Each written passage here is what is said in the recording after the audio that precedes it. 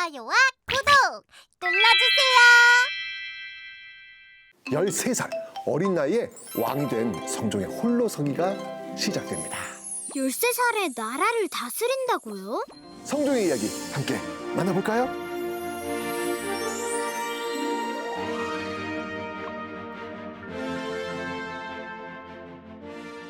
(13살의) 나이로 왕위에 오른 성종. 20살이 될 때까지 7년간 할머니 정의왕후의 도움을 받습니다. 할머니의 도움을 받으면서도요, 자신만의 확실한 목표를 세우자. 나는 훌륭한 왕이 될 거야. 목표를 이루기 위해서 밤낮 없이 다양한 분야의 공부를 이어나갔죠. 우와, 성종에겐 롤 모델이 있었거든요. 누군데요? 바로 조선 최고의 성군 세종대왕. 제2의 세종을 꿈꾸다.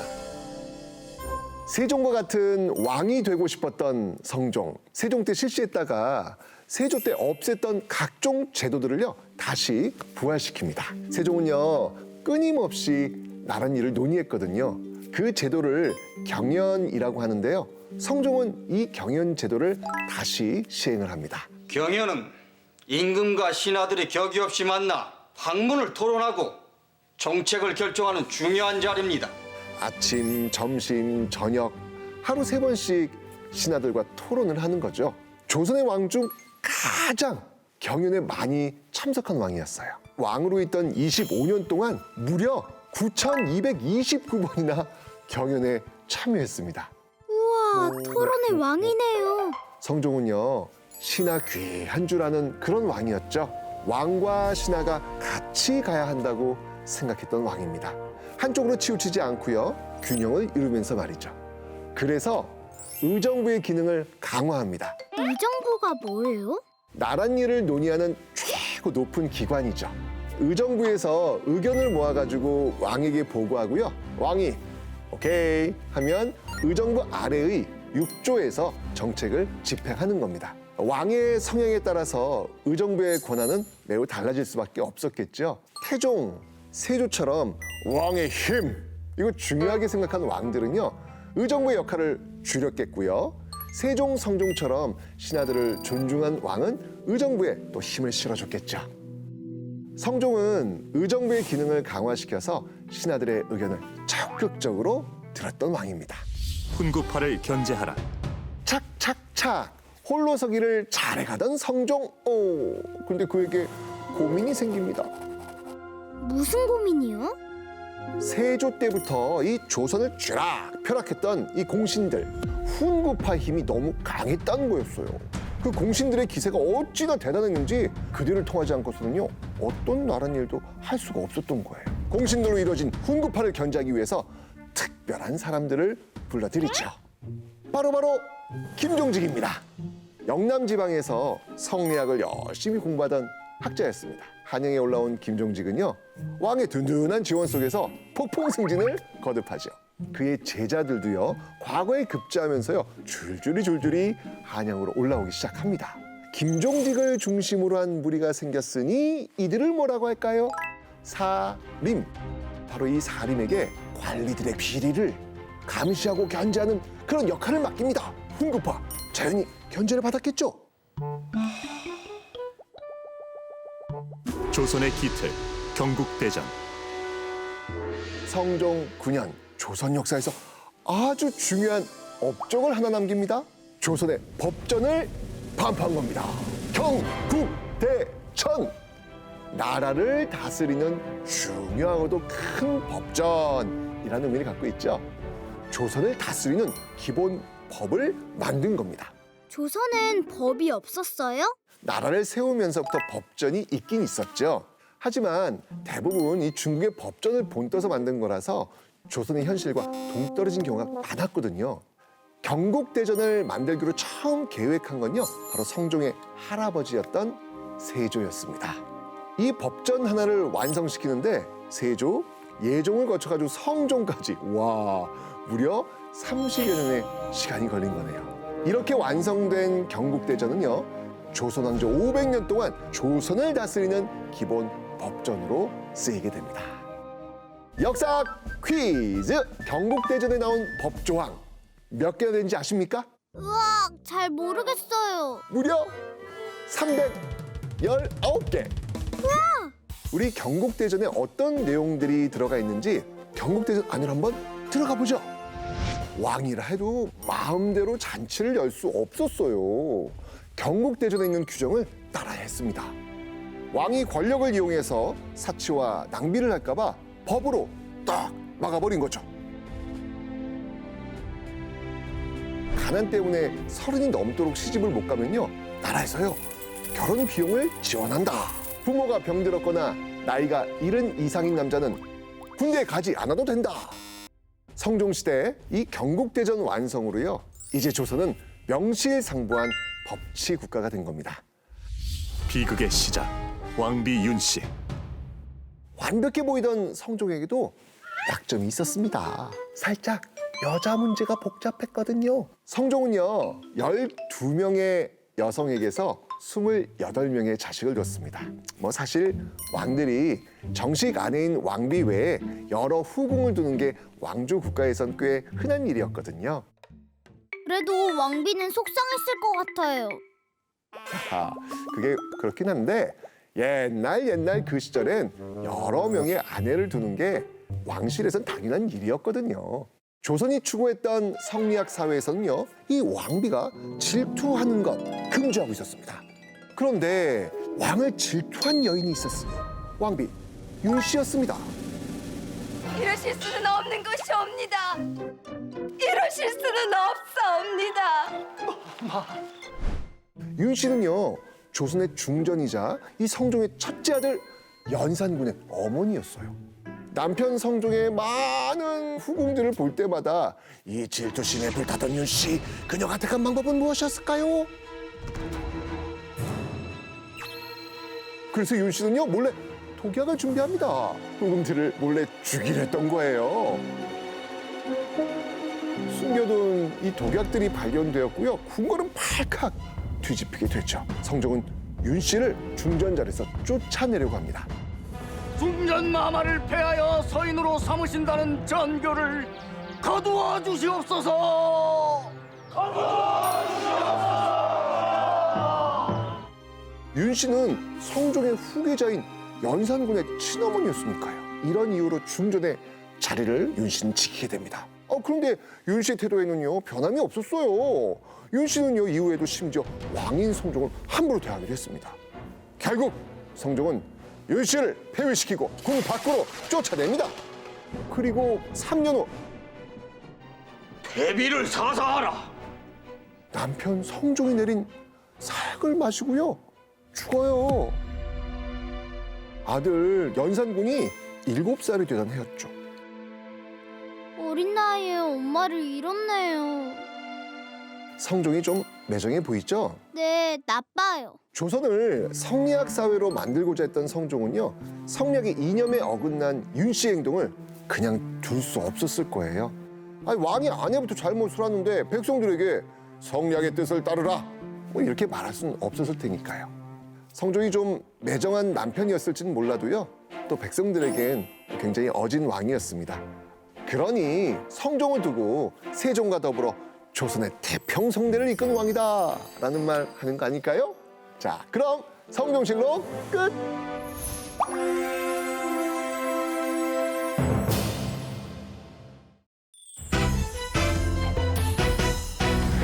조선의 모든 것 조선왕조실록 500년 조선을 만든 27명의 왕, 우리 함께 열어볼까 시간의 문.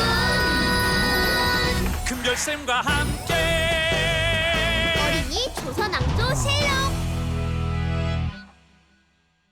벌써 조선의 10번째 왕을 만나볼 시간이에요. 오늘 열어볼 책은요, 연산군 일기. 에? 실록이 아니고요? 또 다른 게 하나 더 있을 텐데. 왕 이름도 이상해요. 연산군? 오늘 만나볼 왕은요, 우리가 이제까지 만났던 왕들과 좀 다릅니다. 네? 어서 연산군 일기 열어 볼까요? 조선 최악의 폭군 연산군. 1506년 조선 최초의 반정이 일어납니다. 어긋난 정치를 본래대로 돌려놓는다는 뜻의 반정. 신하들이 뜻을 모아가지고 연산군을 자리에서 끌어내린 겁니다. 아까 말했죠? 연산군은 우리가 아는 조선의 왕들과는 좀 다르다고. 그 이유가 바로 여기에 있습니다. 연산군이 쫓겨난 왕이었기 때문이죠. 묘호에 대해 얘기했던 거 기억나세요? 왕이 죽은 후에 그 업적을 기리기 위해 붙이는 이름. 조나 종을 붙였잖아요. 왕의 자리에서 쫓겨난 연산군은요, 왕으로 인정받지 못했기 때문에 묘호를 가질 수가 없었죠.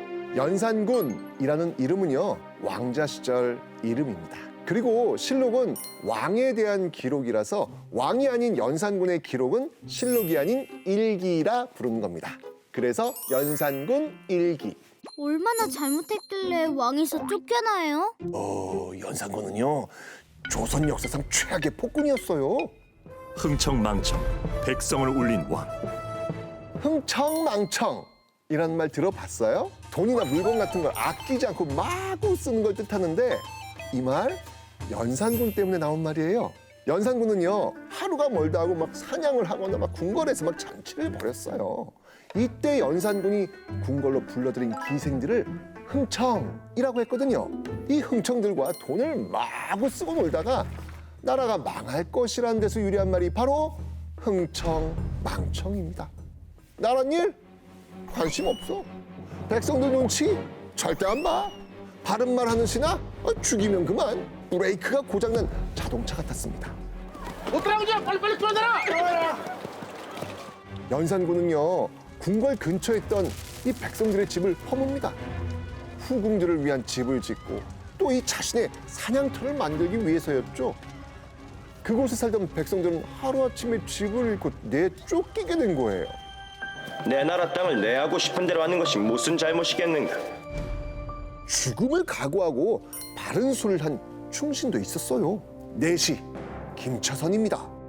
내시는요, 왕을 바로 옆에서 모시는 사람들을 말하는데요. 김처선은요, 세종 때부터 연산군 때까지 무려 7명의 왕을 모십니다. 내시들 중 으뜸이었죠. 내시 김처선은요, 연산군에게 죽음을 각오하고 충고를 합니다. 이제부터라도 백성을 생각하여 바른 정치를 펴시옵소서 마마. 이 말을 들은 연산군은 반성은커녕요, 김처선을 잔인하게 죽였다고 하지요. 안 돼! 그러던 어느 날 한양 곳곳에 연산군의 잘못을 비판하는 벽서가 떡 붙습니다. 사람을 함부로 죽이는 자가 왕이냐? 왕은 천벌을 받을 것이다. 한글로 쓰인 이 벽서를 본 연산군 어떻게 했을까요? 찢어버렸을 것 같아요. 연산군을 너무 쉽게 봤네. 연산군은요, 한글 사용을 금지합니다. 말도 안 돼. 들리세요? 이 미치광이 왕 하나 때문에 정말 온 나라가 울부짖는 이 목소리. 피 묻은 옷, 그날의 진실. 연산군 10년, 궁궐에 피바람을 일으킬 엄청난 사건 하나가 발생합니다. 이것이 뭡니까? 마마의 빗자국입니다. 마마의 어머님께서 흘리신 선혈이옵니다. 저 피 묻은 옷은 뭐예요? 비밀의 시작은요, 성종 7년으로 거슬러 올라가죠. 성종과 중전 윤씨 사이에서 첫째 아들로 태어난 연산군. 그의 탄생은 이때만 해도 왕실의 큰 경사였죠. 어머니 윤씨는요, 후궁으로 처음 궁에 들어와 정식 왕비가 된 사람이었습니다. 정식 왕비 사이에서 태어난 첫 아들이니까 연산군 역시 아주 정통성이 있었겠죠. 태어나자마자 강력한 세자 후보가 된 겁니다. 그런데 성종 10년, 연산군이 고작 4살이 되던 해 그는 어머니와 영영 이별하게 돼요. 어머니인 윤 씨가 궁궐에서 쫓겨나게 된 겁니다. 왜요? 윤 씨는요, 아주 이 질투가 많았거든요. 남편인 성종이 너무 많은 여성 후궁을 거느리는 것을 못마땅하게 여긴 겁니다. 이러실 수는 없는 것이옵니다. 이러실 수는 없사옵니다. 윤 씨는 그래서요, 후궁들을 죽이려고요 독약을 가지고 있다가 그 사실을 들키게 된 거죠. 화가 난 성종은 왕비를 쫓아내려고 하죠. 하지만 신하들은 이를 반대합니다. 패비라니. 중궁을 패하면은 그 원자 아기 씨의 처지가 가엾게 그지없을 터이니 원자께서 보위에 오르시면은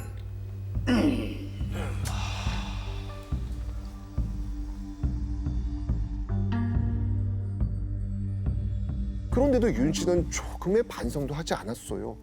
성종에게 함부로 대하고 계속해서 문제를 일으켰습니다. 1479년 궁 밖으로 쫓겨나 패비가 된 윤 씨. 결국 성종은 이 패비 윤 씨에게 사약을 내립니다. 당시 연산군의 나이가 고작 7살이었습니다. 이걸 전해주세요. 아, 저게 그때 어머니가 남긴 거구나. 이걸 좀 보세요. 내 어머니께서 흘리신 피입니다. 사약을 받으시고 입으로 토해내신 피입니다. 피 묻은 적삼을 전해받았다는 이야기는 야사로 전해지는 이야기인데요. 실록엔 없지만 패비 윤 씨의 죽음이 비극적이었다는 건 부인할 수 없는 사실이었죠. 연산군의 분노는 하늘을 찌릅니다. 어머니 윤 씨를 쫓아낸 데 참여한 사람들 모조리 싹 잡아들입니다. 특히 어머니가 사약을 받게 된 게 아버지 성종의 두 후궁 때문이라고 판단하는 연산군. 아버지의 두 후궁, 이 두 후궁을 아주 잔인하게 죽여버려요. 연산군 나빠요. 왕을 몰아내자. 끝이 없을 것만 같은 연산군의 폭정. 결국 은밀한 움직임이 시작됩니다. 때를 놓치지 마시구려. 이 늙은이가 앞장을 쓸 터이니 연산군에게 불만을 품은 사람들이 어디 한둘이겠어요? 뜻을 모은 신하들이 반정을 일으키기로 결심합니다. 1506년 9월 운명의 날. 연산군이 있는 궁으로 향하는 반정군. 무방비 상태로 잠을 자던 연산군은요, 그렇게 반정군에게 무릎을 꿇습니다. 허무하게 왕의 자리에서 쫓겨난 연산군. 강화도로 보내진 연산군은요, 반정이 일어난 지 2달 만인 1506년 11월 세상을 뜨고 맙니다. 잘 좀 하지. 어머니의 처절한 죽음이 아들 입장에선 당연히 충격적이었겠죠. 하지만 그 아픔이 백성들을 괴롭히고 나라를 엉망으로 만들어 된다는 그런 면죄부가 될 수는 없습니다. 결국 그는요, 역사의 한 페이지로 사라집니다. 제대로 된 왕으로 기억되지 못한 채 말이죠. 그럼 연산군 일기 끝!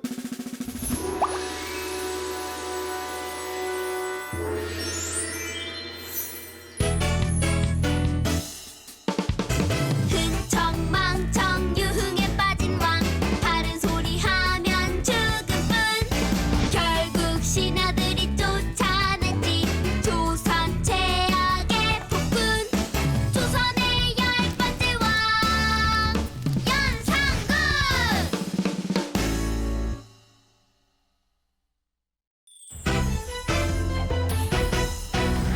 조선의 모든 것 조선왕조실록.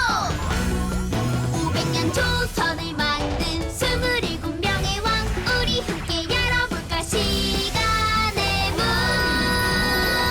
금별쌤과 함께 어린이 조선왕조실록. 조선 최악의 왕 연산군을 쫓아내고 그 자리에 앉은 새로운 왕, 조선 11대 왕 중종입니다. 너무 궁금해요. 반정으로 얼떨결에 왕된 중종. 본인의 의지와 관계없이 왕이 되었으니 그 자리 편할까요? 반정으로 왕을 몰아낸 공신들의 기세가 하늘을 찌르던 1506년의 조선. 중종실록 열어서 만나볼까요?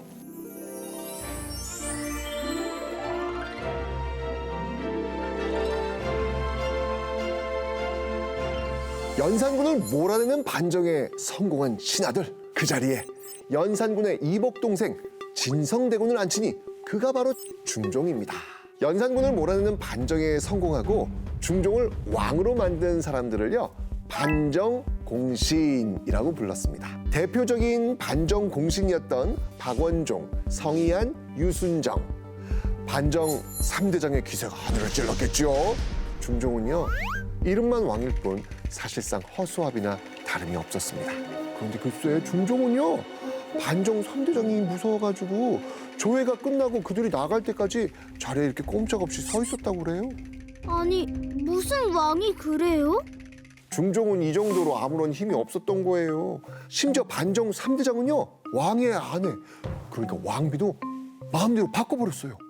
중종에게는요, 12살의 부부의 연을 맺은 신씨라는 아내가 있었거든요. 아주 금술 좋은 부부였어요. 그런데 반정이 성공한 후 이 부부에게 큰 위기가 찾아온 겁니다. 신씨의 아버지는 신수근이란 사람이었는데요.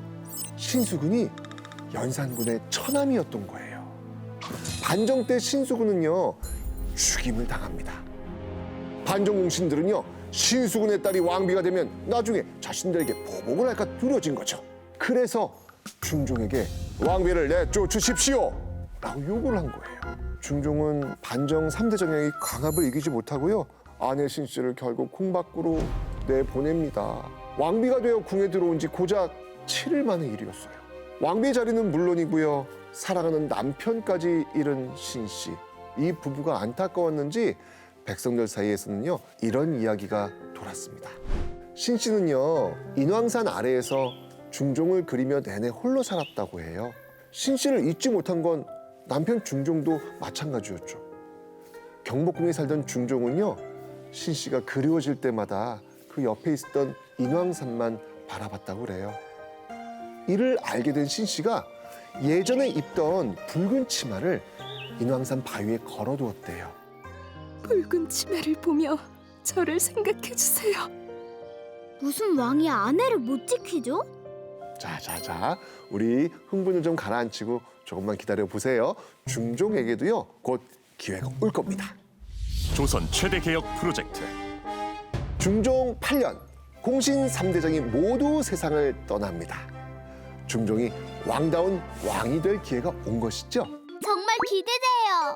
중종은요, 지방에서 학문 연구에 몰두했던 사림들을 한양으로 불러들입니다. 공신들로 이루어진 훈구파들을 견제하기 시작한 거죠. 이때 사림파의 중심에 있었던 한 사람, 바로 조선 최고의 개혁가 조광조가 등장합니다. 중종은요, 이 조광조와 함께 조선을 개혁하기로 결심하죠. 그렇게 중종 10년, 조선 최대의 개혁 프로젝트가 시작됩니다. 훈구파가 일으킨 문제들을 해결하기 위해서 개혁의 칼날을 빼듭니다. 우선 조광조는요, 향약을 보급합니다. 향약은요, 마을의 자치 규약을 말하는데요, 주민들끼리 지켜야 할 일종의 규칙과 약속을 뜻합니다. 향약을 실시하면서요, 훈구파로 이루어진 이 지방 관리들도 더 이상 백성들에게 횡포를 부리거나 부정하게 세금을 거두기 어렵게 된 것이죠. 백성에겐 좋은 일이네요. 다음 개혁의 칼날이 향한 곳은 바로 과거시험. 조선의 과거시험은요, 오늘날 수능과 비슷했습니다. 당일의 시험이 모든 걸 결정했죠.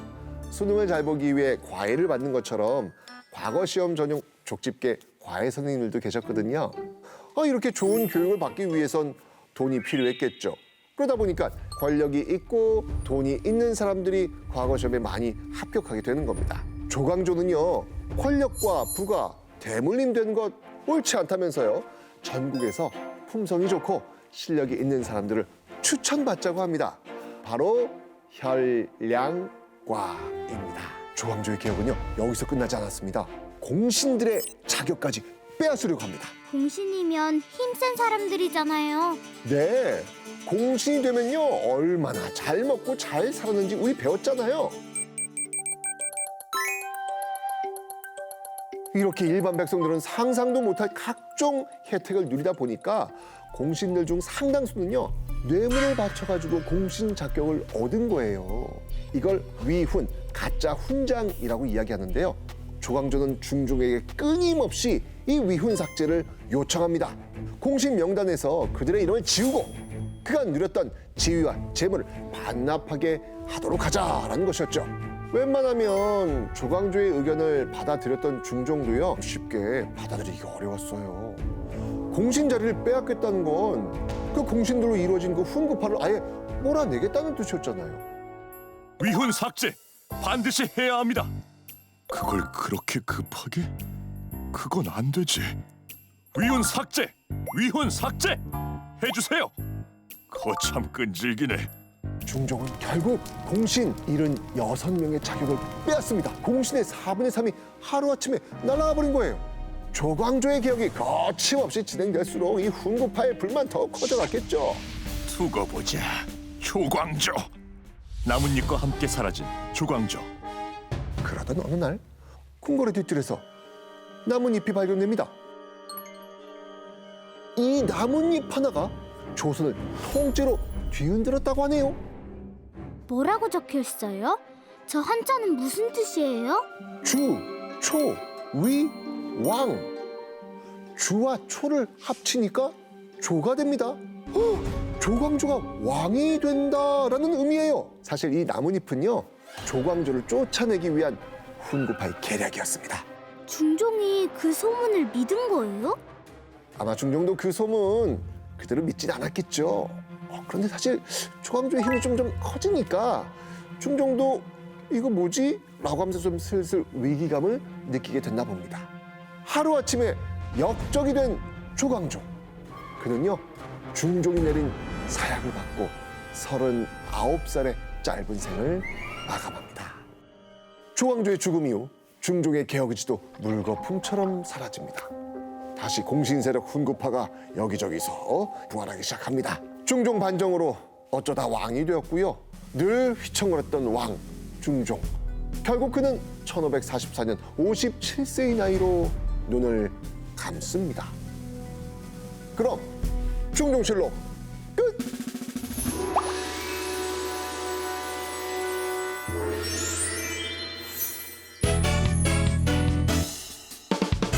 반정으로 얼떨결에 왕이 됐네. 공신천하 힘없는 왕 조광조와 손잡았지만 허무하게 끝나버린 개혁. 조선의 11번째 왕 중종.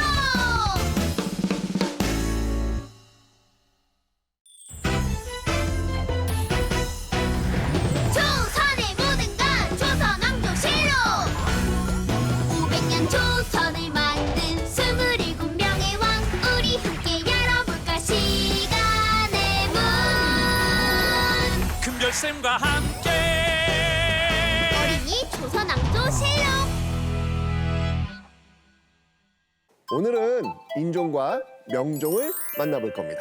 인종, 명종 시대의 주인공은 인종도 명종도 아닌 문정왕후입니다. 이 조선을 쥐락펴락한 여인.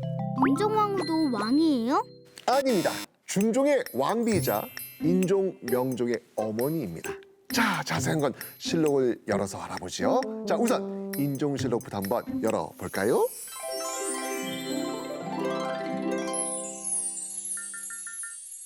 (1544년 11월) 중종이 죽고 인종이 왕위에 오릅니다. 12대 왕 인종은 중종의 첫째 아들이었거든요.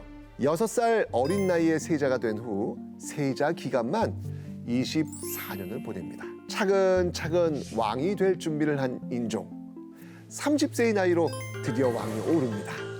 너그러운 성품에 똑똑한 머리까지 갖춘 인재 중에 인재였죠. 그런데요, 그에게 약점이 하나 있었습니다. 엄청난 효자라는 거예요. 효자면 좋은 거 아니에요? 근데 인종의 경우는 좀 달랐어요. 인종에게는요, 2명의 어머니가 있었거든요. 인종을 낳아준 어머니 장경왕후는요, 인종을 낳고 바로 죽습니다. 그래서 인종은 태어나자마자 새어머니 손에 맡겨지거든요. 그 새어머니가 바로 문정왕후입니다. 문정왕후는요, 자신의 친아들 경원대군을 왕위에 올리고 싶었거든요. 그래서 인종을 못 살게 굴었어요. 어진 성품을 가진 이 효자 인종은요, 자신이 부족한 탓이라면서 더욱 극진히 어머니 문정왕후를 모십니다. 문정왕후가 이런 인종의 효심을 이용했다는 의견도 있어요. 너무 착해도 문제네요. 그러던 어느 날 인종이 갑작스럽게 죽어요. 왕이 된 지 고작 8개월 만의 일이었습니다. 인종의 이복 동생이자 문정왕후의 친아들 경원대군이 다음 왕위를 잇습니다. 바로 조선의 제13대 왕 명종입니다. 명종이 왕이 되면서 본격적인 문정왕후의 시대가 열립니다. 여인천하. 자, 그럼 이제 명종실록 열어볼까요?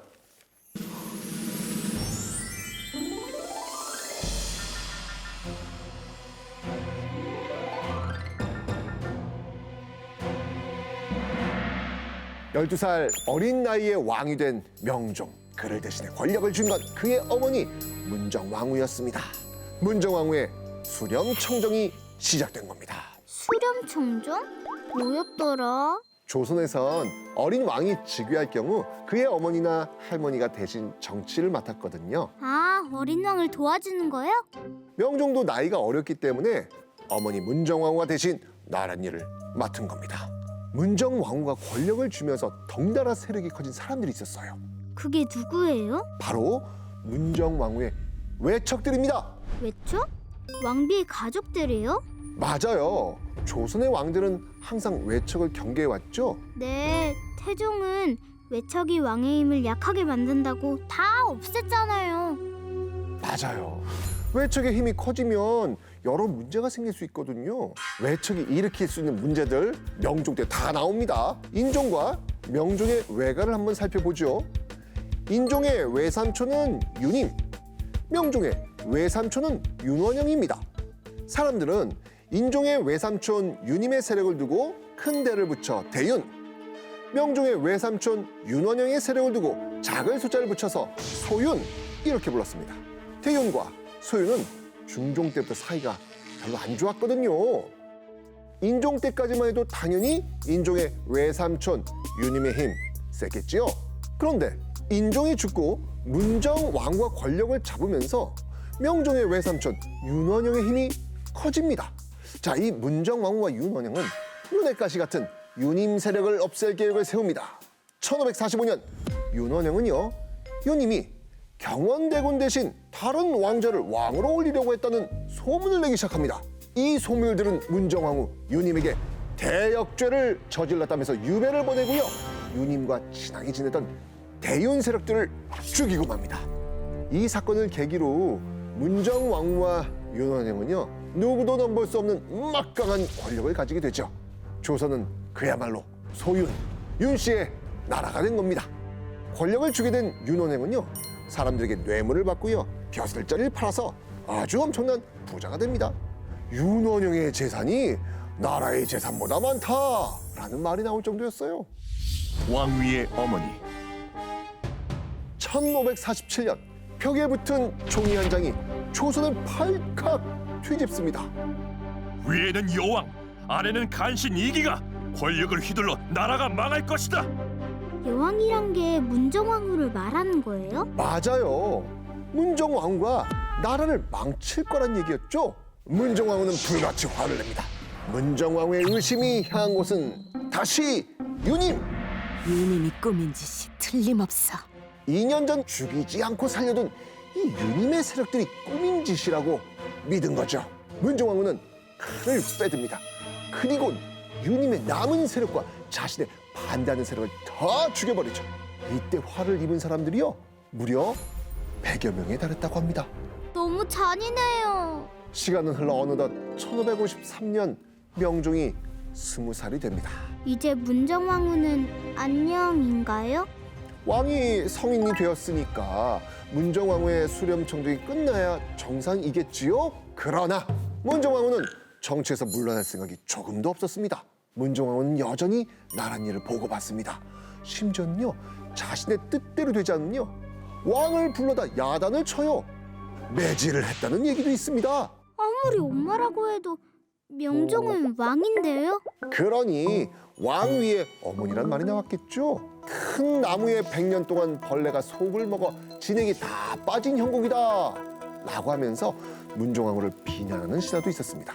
텅텅 빈 나무가 된 조선, 문정왕후 세력들이 이 돈을 받고 벼슬을 팔았다고 했잖아요. 돈을 주고 벼슬을 산 관리들, 백성 제대로 다스리겠습니까? 높은 세금과 이 관리들의 괴롭힘으로 백성들은 고통받을 수밖에 없었습니다.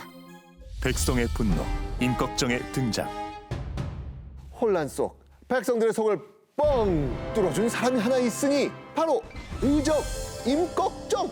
의적이 뭐예요? 의로운 도적이란 뜻입니다. 도둑이 의로울 수 있어요? 임꺽정이 왜 의적으로 불리게 됐는지 말해줄게요. 당시 조선엔 도적들이 들끓기 시작했어요. 이 양반들의 수탈을 피해가지고 떠돌이가 된 백성들이 모여서 도적이 된 겁니다. 임꺽정도 그 도적 중 하나였죠.